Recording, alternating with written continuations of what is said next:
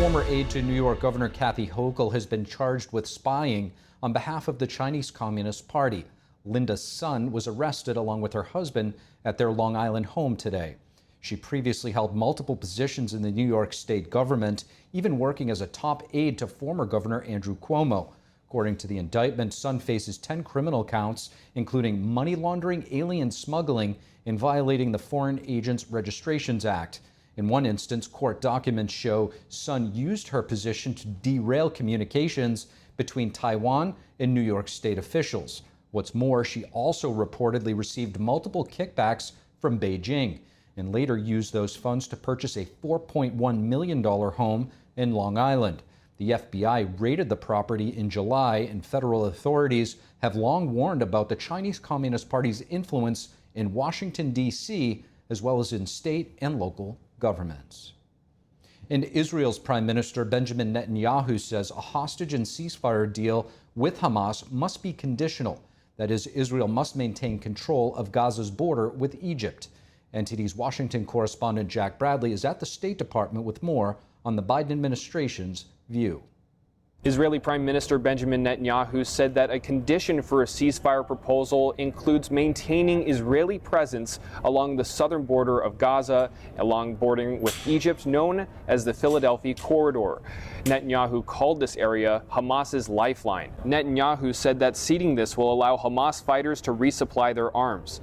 He said that if Israel withdraws temporarily, the international community will never allow it to return. Meanwhile, the Hamas terrorists are demanding Israel to completely withdraw from Gaza as part of any hostage deal. But this is different from the bridging proposal that Israel had previously agreed to. And in that proposal, Israel said that it would remove its troops, according to the State Department, from that border region. That it is in the interest of Israel, and it's in the interest of Palestinians in Gaza as well, that Hamas not be able to smuggle arms in across the Philadelphia corridor. That is absolutely in the interest of both parties.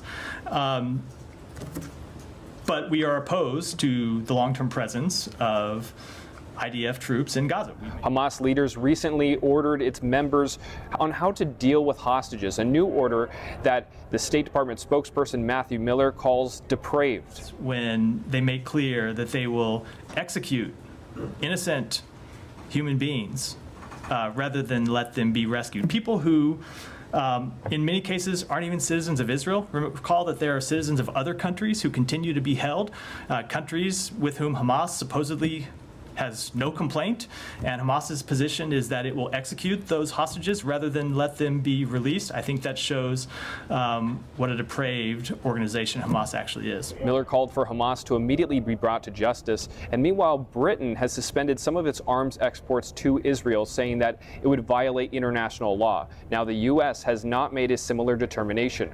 Reporting from the State Department, Jack Bradley, NTD News. And meanwhile, the U.S. says it's working on a new ceasefire and hostage deal proposal with its Egyptian and Qatari counterparts. And unrest is making its way back onto campus universities, specifically Columbia University. Pro-Palestine demonstrators gathering outside the school's gate as students return to classes for the fall semester. Footage shows the iconic alma mater statue vandalized with red paint. University officials recently releasing a report on campus anti-Semitism and laid out guidelines for protests. The Ivy League school was the epicenter of a nationwide pro-Palestinian movement last spring. Activists demanded universities across the country to decouple from Israel over its military actions in Gaza. In some cases, those protests turning violent. Columbia University's president resigning last month after facing months of criticism over her handling of those demonstrations. And Harris and Trump now begin a post-Labor Day sprint to Election Day. While polls continue to show a tight race, the two candidates are ramping up appeal to battleground state voters heading into next week's debate. Joining us now live is NTD's White House correspondent Iris Tao. Good evening, Iris. How are the poll numbers looking, and what is the latest messaging that we're seeing from both camps?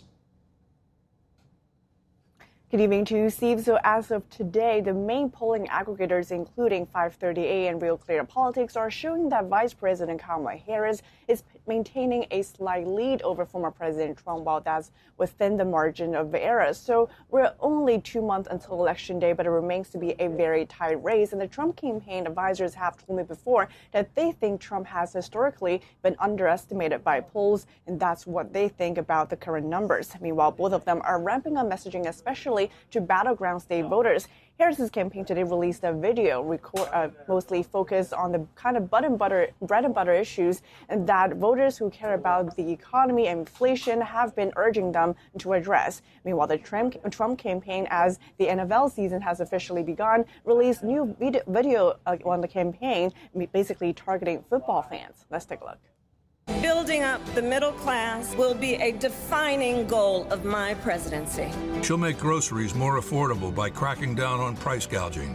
And she'll cut housing costs by taking on corporate speculators. I will fight for you with every breath in my body. Together, we will make America great. Meanwhile, former President Trump today appealed to voters in New Hampshire, and that's after the Boston Globe published a leaked email from a top Trump campaign volunteer saying that the campaign believed that New Hampshire is no longer winnable for the Trump campaign. But the Trump campaign pushed back, saying that that top volunteer is not in that position as described, as well as saying that that email has misrepresented the campaign's operations. And Trump today also on Truth Social called on voters in New Hampshire to come out and vote, urging them to help him win in November in that important state. Trump will be campaigning in Pennsylvania as well as in Wisconsin later this week. Steve.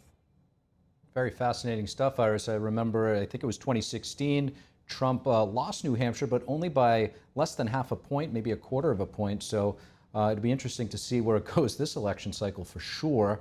And with that said, the first debate between Trump and Harris is coming up next week. How are the two candidates preparing? So the reports are that Vice President Harris will be spending her final days of debate prep in Pittsburgh, where she's going to arrive on Thursday and then stay there leading up to the Tuesday debate. Meanwhile, the Trump campaign has told me before that Trump doesn't really need any debate prep, but Trump is having a relatively much lighter campaign schedule this week compared with the weeks before, meaning that presumably he is doing some of that at least. And we also know that both of them have been debating over the rules of that ABC debate. The Harris campaign told NBC News just today, and that they're still negotiating with the TV network over specific rules, meaning that while Trump said last week that rules have been confirmed, that mics will be muted while they're not speaking, things could still change in the coming days. Steve. We do know that Trump is prepping with former Democratic Congresswoman Tulsi Gabbard. That's for sure. So certainly taking this serious. Iris Tao from the North Lawn of the White House. Thank you. And Kamala Harris's team planning to continue a full campaign schedule this week, following up on a busy Labor Day targeting union voters. In Pittsburgh, Harris made it clear she stands with union interests and opposes selling U.S. steel to a Japanese firm. NTD's Jason Blair reports. During Harris's visit to Pittsburgh on Monday with President Joe Biden, she voiced her concern for keeping steel-producing company U.S. Steel in the U.S. U.S. Steel should remain American-owned and American-operated. Japanese firm Nippon Steel announced in December that it would purchase U.S. Steel for $14.9 billion. In April, U.S. Steel shareholders approved the takeover bid, but the union that represents the company's workers is trying to block the deal. And I made it clear last time I was in Pittsburgh, United States Steel, an iconic American company for more than a century, is going to remain an American company.